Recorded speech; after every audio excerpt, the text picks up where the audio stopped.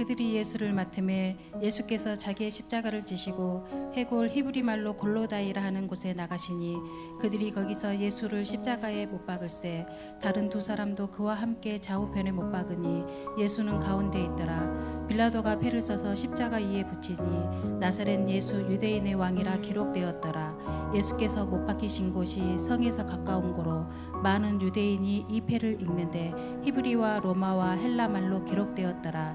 유대인의 대제사장들이 빌라도에게 이르되 유대인의 왕이라 쓰지 말고 자칭 유대인의 왕이라 쓰라 하니 빌라도가 대답하되 내가 쓸 것은 썼다 하니라. 군인들이 예수를 십자가에 못 박고 그의 옷을 취하여 네 깃에 나눠 각각 한 깃씩 얻고 속옷도 취하니 이 속옷은 호지 아니하고 위에서부터 통으로 짠 것이라. 군인들이 서로 말하되 이것을 찢지 말고 누가 얻나 제비 뽑자 하니 이는 성경에 그들이 내 옷을 나누고 내 옷을 제비 뽑나이다 한 것을 응하게 하려 함이로라. 군인들은 이런 일을 하고 예수의 십자가 곁에는 그 어머니와 이모와 글로바의 아내 마리아와 막달라 마리아가 섰는지라. 예수께서 자기의 어머니와 사랑하시는 제자가 곁에 서 있는 것을 보시고 자기 어머니께 말씀하시되 여자여 보소서 아들이니이다 하시고 또 그 제자에게 이르시되 보라 내 어머니라 하신대 그때부터 그 제자가 자기 집에 보시니라. 아멘. 세상 사람들은 성공의 자리를 이야기할 때 어떤 높은 자리, 화려한 조명들, 수많은 사람들의 그 박수갈채가 쏟아지는 그런 자리들을 떠올립니다. 나라를 운영하는 대통령 및 국회의원들 또는 판검사나 의사의 자리, 어떤 CEO의 대기업 CEO의 자리들, 혹은 어떤 명예가 빛나는 올림픽 시상식 단상에 오른 선수들, 또 그리고 아름다운 목소리나 악기를 연주하는 그 뮤지션들이 서는 그 자리 등을 성공의 자리라고 생각할 수 있습니다. 반면에 실패의 자리는 자신의 행동, 그 삶조차 스스로 결정할 수 없는 수동적인 위치에 있는 사람들, 또는 평생 쌓아온 명예와 재산과 그런 관계들이 한순간에 무너져 버려서 초라하게 밀려난 그 퇴진의 자리들, 아무도 찾지 않는 그 병실, 지은 죄를 판결받기 위해 서 있는 그런 법정, 또는 죄수들이 머무는 그런 차가운 감옥, 우리는 그 자리들을 실패의 자리로 떠올릴 수가 있지요. 그런 관점에서 볼 때 오늘 본문에 나오는 골고다 언덕의 십자가라는 자리는 완벽히 실패한 자리가 맞습니다. 그곳은 실 오르락이 하나 걸칠 수 없이 완전히 벌거벗겨진 수치의 자리, 그리고 비명이 떠나지 않는 자리, 말로 표현할 수 없는 그 극심한 고통으로 숨조차 제대로 쉴 수 없어서 결국에는 질식으로 죽게 되는 고통의 패망의 장소가 십자가일 것입니다. 그런데 하나님은 그런 실패의 자리를 영광의 자리로 바꾸심을 우리가 성경에서 볼 수 있다는 겁니다. 하나님은 그런 자리를 바꾸셔서 사용하십니다. 오늘 본문에서 예수님은 자신의 십자가를 지고 해골이라는 뜻의 골고다 언덕 위로 올라가십니다. 예수님은 양옆에 두 행악자들이 달린 십자가 사이에 못 박혀 십자가에 달리신 겁니다. 겉으로 보기에는 바로 극악무도한 죄수 중 하나로 처형되는 그런 모습으로 우리가 보여지게 되는데, 하지만 성경은 오히려 놀라운 사실을 기록하고 있습니다. 19절 말씀에 보니까 빌라도가 십자가에 달리신 예수님의 그 머리 위에 패를 하나 걸어 놓았는데 그 패에 뭐라고 기록을 하느냐? 나사렛 예수 유대인의 왕이라고 기록을 했습니다. 대제사장들이 그 패의 문구를 보고 유대인의 왕이라고 쓰지 말고 자칭 스스로 유대인의 왕이라 했다고 써달라 강력하게 항의를 합니다. 그러나 빌라도는 아니 나는 내가 쓸 것을 썼을 뿐이야 라며 그들의 요청을 조롱하며 무시를 해버립니다. 하나님은 빌라도의 그 고집을 그대로 사용하셔서 나사렛 예수가 바로 유대인의 왕이라는 것을 세상에 공표하게 한 것이죠. 이 패에는 세 가지 언어로 기록되어 있다 성경이 말합니다. 20절 말씀해 보니까 히브리 말로 기록되어 있고 로마어로 기록되어 있고 헬라 말로 기록되었더라라고 합니다. 여기서 히브리어라는 것은 아람어로서 유대인들이 사용하는 모국어입니다. 그들이 가지고 있는 종교의 언어가 이 아람어로 사용을 하게 됩니다. 그럼 로마어는 어떤 언어냐? 라틴어죠. 로마는 제국 아닙니까? 이 제국의 언어로서 행정, 법률, 모든 군대의 용어가 바로 이 라틴어로 사용되게 되는 겁니다. 그리고 마지막 헬라어는 어떤 언어냐? 그리스어입니다. 당시에 알렉산더 대왕 정복 이후에 지중해 동부 연안과 이 중동 지역이 다 이 헬라 그리스 문화권에 편입되었기 때문에 그 지역에 공통적으로 쓰게 되는 표준어가 바로 헬라어입니다. 이 헬라어는 문화의 언어, 그리고 지성의 언어, 철학의 언어라고도 말할 수 있죠. 그러니 예수님이 달리신 십자가 위에 죄목을 기록한 이 팻말 안에는 세계 거의 모든 언어가 다 들어가 있다라고, 가장 중요한 언어들로 예수님이 누구신지에 대해서 빌라도가 쓰게 했다라는 목적이 있는 겁니다. 그러다 보니까 이 세 가지 언어가 기록된 것은 종교개혁자 칼빈이 이야기를 그의 주석에서 말하고 있듯이 빌라도가 유대 종교 지도자들을 조롱하고 자칭 왕이라고 주장하는 자의 최후가 어떠한지를 보여주는 정치적 비아냥이었던 겁니다. 그런데 하나님은 빌라도의 그 정치적 비아냥, 그 조롱을 예수가 누구신지, 바로 유대인의 왕이었다라고 오히려 역설로 지금 온 천하에 선포하고 있게 되는 것이니, 세상이 인정을 하든지 안 하든지 종교적으로나 문화적으로나 정치적으로 나사렛 예수는 구약에 예언된 유대인의 왕이 맞도다라고 믿는 자들의 입이 아니라 바로 총독 빌라도를 통해서 선포하게 하신 겁니다. 이것이 바로 하나님이 하시는 일들입니다. 우리와 하는 일들과는 완전히 다르지요. 그러다 보니까 구조적으로도 이와 비슷한 상황이 구약시대 에스더서에 등장을 합니다. 에스더서는 페르시아의 왕후가 된 유대인의 처녀인 이 에스더와 그녀의 사촌오빠인 모르드게의 이야기지 않습니까? 하나님은 유대 민족을 말살하려고 하는 하만의 음모를 하나님의 선하신 방법으로 바꾸어서 사용하는 내용이 이 에스더서의 말씀인데, 하만이 누구냐면 페르시아 왕의 2인자입니다. 두 번째 권력자입니다. 그러니까 모든 사람들이 예의를 갖춰서 하만에게 절을 하는데 유독 유대인 출신 이 모르드게만 이 하만을 인정하지 않고 허리를 굽히지 않아 절을 하지 않습니다. 얼마나 자존심이 상할까요? 네가 뭔데 감히 나에게.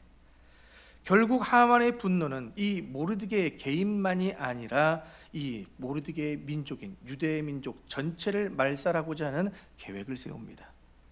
결국 왕을 설득해서 유대인들을 다 죽여도 좋다라는 조서를 받게 되고, 그렇게 날을 잡고 기다리고 있던 그때에 모르드게는 왕후 에스더에게 이야기를 합니다. 네가 왕후의 자리를 얻게 된 것이 바로 지금 이때가 아니겠느냐. 네가 왕후의 자리를 얻게 된 것은 바로 너의 동족들을 구하기 위해서 하나님께서 그 자리를 세워주시지 않았겠느냐. 이 이야기를 하는 겁니다. 아무리 왕후였어도 절대 권력자인 왕이 부르지 않는 상황 속에서 왕 앞에 나아가면은 죽을 수밖에 없는 문화가 페르시아의 문화입니다. 왕이 불러대지 않았습니다. 그러나 에스더는 사촌 오빠 모르드게의 이야기를 듣고 3일 동안 그 음식을 한 후에, 그래, 내가 내 동족을 구하기 위해 죽으면 죽으리라 하며 왕 앞으로 나아가죠. 이때 2인자였던 하만이 무엇을 하고 있었냐? 자기 마당에다 높은 장대를 설치합니다. 왜냐? 그곳에다 모르드게를 달아 죽이려고 장대를 세웁니다. 하지만 그날 밤 왕이 잠이 안 와서 그동안의 역대의 일기를 가져오라 해서 그 일기를 읽던 중에 과거에 이 자신을 죽이려고 했던 2명의 내시들이 있었는데, 그 내시들의 음모를 밝혀줘서 왕을 구했던 자가 모르드게였다라는 사실을 알게 됩니다. 그런데 그 모르드게에게 아무런 보상도 해주지 못하고 잊어버렸다라는 것을 이 왕이 깨닫게 되자 왕이 이인자인 하만을 불러다가 묻습니다. 내가 존귀하게 여겨야 될 사람이 하나 있는데 어떻게 대우해 주면 좋을까? 물어본 겁니다. 그러나 하만은 심중에 나를 위해서 왕께서 어떤 서프라이즈를 준비해 주려고 하는 것 아닌가라는 착각을 하고 있지요. 그래서 하만이 자기가 받고 싶은 영광을 이야기를 해주는 겁니다. 왕 못지않게 높여주었으면 좋겠습니다. 결국 모르드게는 만왕의 만인들 앞에서 그 왕의 인정을 받은 자들로서 국민에게 칭송을 받게 되죠. 그리고 결국 이 하만의 모든 음모가 진상이 밝혀짐으로 말미암아 이 하만의 집에 세워진 높은 장대에 모르드게가 달린 것이 아니라 바로 하만이 달리게 되는 상황을 이 에스더서는 기록하고 있죠. 이처럼 하만이 나무를 세운 것은 자신이 승리했다라는 착각 속에 확신했기 때문에 이루어진 겁니다. 빌라도가 이 죄패를 쓴 것도 자신은 유대인 민족을 다스리는 총독으로서 자칭 유대인의 왕이라고 주장하는 예수님과 그 종교 지도자들을 조롱하기 위해 쓴 패입니다. 하지만 하나님은 그들이 세운 장대, 그들이 만들어 놓아 세운 십자가와 죄패를 그대로 가져다가 하나님의 뜻과 영광을 드러내는 도구로 재활용하십니다. 이것이 하나님의 방법입니다. 우리가 기도해야 될 이유가 무엇이냐? 우리의 뜻과 방법이 아니라 하나님의 뜻과 방법대로 이루어지게 하기 위해서 우리는 기도해야 되는 겁니다. 지난번에도 한번 말씀을 드린 적이 있지만은 자수를 만드는 그 천을 우리가 그 과정을 들여다보면 실들이 엉망진창으로 엉켜져 있고 그 뒤에 있는 색깔들도 각각 제각각이어서 지저분하면서 도저히 무엇을 수놓고 있는지를 알 수가 없어서 실패작으로 보여지지요. 하만이 권세를 부리면서 유대인들을 위기로 몰아가는 그 상황들도 이 자수용천의 뒷면과 같을 겁니다. 빌라도가 예수님과 유대 종교 지도자들을 조롱하고 예수님을 십자가에 매다는 그 과정들도 우리가 보기에는 참으로 복잡하고 어렵습니다. 자수의 뒷면과 같을 겁니다. 하지만 하나님은 하나님의 때에 하나님의 방법으로 그 자수용천을 뒤로 엎으십니다. 뒤집어내십니다. 그리고 그 천에는 형틀로서 실패의 십자가의 자리가 보여지는 것이 아니라 자기 백성을 사랑하고 구원하기 위한 하나님의 아들의 고귀하고도 참 사랑과 영광의 모습이 바로 그 천에 수놓여져 있게 되는 것을 볼 수 있게 되는 거죠. 우리는 아직 그 완성된 아름다운 영광의 모습을 보지 못한 자들입니다. 기다리는 자들이죠. 아직까지 우리 눈으로 보여지는 모습은 제각각 엉망진창의 모습입니다. 다 내 소견에 옳은 대로 해석하고 판단하고 결정하고 우리는 선택하며 살아갑니다. 신앙생활을 하루 이틀 해온 것도 아닌데 여전히 말씀에 합당한 성장은 더디고 믿는다 말하면서도 그 믿음 없는 나의 모습 때문에 내가 좌절하기도 하며 언젠가는 오시겠지 기다리고는 있지만 정말 내가 기다리는 것은 예수 그리스도가 아니라 내가 이 땅에서 살아가기 위해 필요한 것들을 구하고 있지는 않는지 스스로 돌아보게 됩니다. 본문 23절, 24절 말씀 보십시오. 우리의 모습이 나옵니다.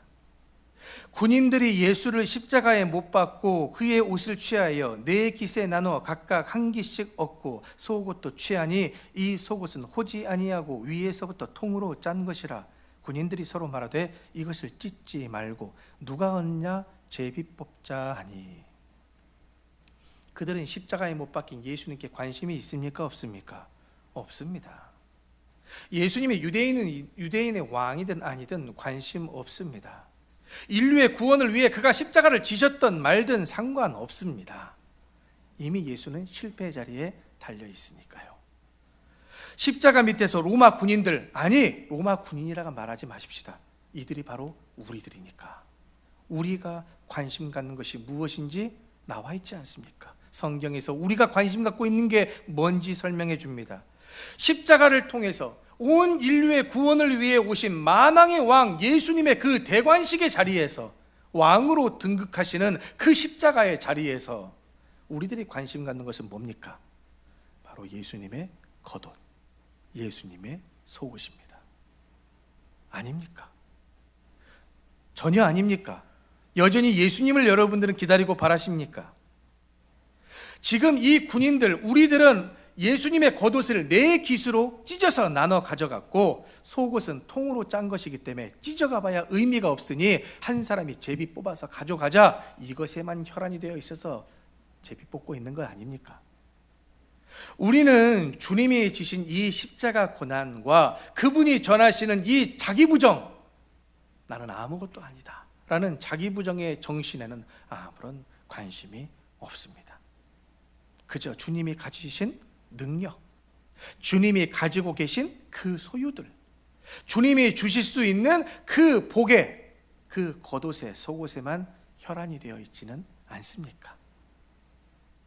마치 우리는 예수님이라는 정신, 그 마음, 인격을 사모하기보다 그냥 예수님이 허락해 주실 수 있는 부와 명예와 건강과 성공이라는 그 전리품을 챙기기 위해서 십자가 앞에 우리가 기도하고 찬양하며 예배드리고 있지는 않습니까? 그리스도의 제자된 여러분, 우리는 땅에 있는 예수님의 그 옷자락에서 이제 우리의 시선을 들어 십자가 위에 달리신 예수 그리스도를 바라봐야 합니다. 옷을 탐내는 자가 아니라, 하나님이 허락하실 세상의 물질을 탐하는 자가 아니라, 그 옷을 벗어 수치를 당하시면서까지 우리에게 생명을 주시고자 하시는 그 예수를 바라보셔야 됩니다. 그리고 그분과 함께 십자가에 달릴 수 있어야 합니다. 왜냐? 십자가 누구의 자리입니까? 내 자리입니다. 우리가 달려야 될 자리입니다. 그런데 우리는 그곳에 달릴 생각은 전혀 하지 않고 그저 이 땅에서 필요한 것을 이거 주세요, 저거 주세요, 이거 주시면 이렇게 할게요, 이렇게 해주시면 제가 이렇게 할게요, 하나님과 거래의 관계 속에 있지는 않으십니까? 우리는 사순절만 되면 의도적이든 의도적이지 않든 죄인 코스프레를 하게 됩니다. 내가 당해야 될 고난과 죽음을 주님이 대신 져주셨으니까 다른 때보다도 내가 더 회개하고 더 절제하고 더 금욕하고 더 자선을 행해야 한다는 그런 코스프레가 우리의 이 사순절 기간 동안 몸에 젖어들어 있습니다. 그리스도인이라면서 나만 평소처럼 밝게 있다면 왠지 내가 덜 거룩해 보이고 덜 신령해 보일까 사실 견눈질하고 계시지는 않습니까? 그런데 여러분, 우리는 죄인 있는 척을 하는 존재가 아니라 진짜 죄인으로 십자가 앞에 있어야 됩니다. 진짜 죄인으로 하나님 앞에, 십자가 앞에 선다는 것은 무엇을 의미하느냐? 그냥 감정적으로 나는 죄인이다, 그냥 내 입술로 인정하면서 슬퍼하거나 자숙하는 것이 회개가 아닙니다. 있는 그대로의 나를 인정하면서 그 고귀한 십자가 앞에 나를 달아내는 것이죠. 희생하는 것이죠. 내 물과 피를 쏟아내는 것이죠. 있는 모습 그대로, 때로는 너무 힘들어서 눈물을 흘리면서 십자가 앞에 나아갈 수도 있는 것이고, 때로는 이를 악물면서 나아갈 수도 있는 것이고, 그 좌절 속에 처절한 몸부림으로 있는 모습 그대로를 십자가 앞에 무릎 꿇을 수도 있는 것이며, 때로는 그 은혜의 감격에 너무나도 기뻐해서 그 기쁨으로 십자가 앞에 나갈 수도 있어야 하고, 때로는 즐거워서 춤을 추며 십자가 앞에 나갈 수도 있어야 되는 겁니다. 그게 크리스천입니다. 우리는 오늘 이 십자가 앞에, 주의 임재 앞에 어떠한 생각과 어떠한 마음과 어떠한 자세로 오늘 이 자리에 나와 있습니까? 여전히 건강입니까? 여전히 내 사업의 잘됨입니까? 여전히 이 세상의 물질입니까? 더 다른 것을 우리는 구할 수 없는 겁니까? 마무리하려고 합니다. 사순절 두 번째 주간이 시작이 됩니다. 사순절은 단순히 죄를 슬퍼하며 금욕하는 기간만이 아닙니다. 그 약속대로 죽음을 다시 이기시고 부활하신 영광의 주님을 준비하는 기간입니다.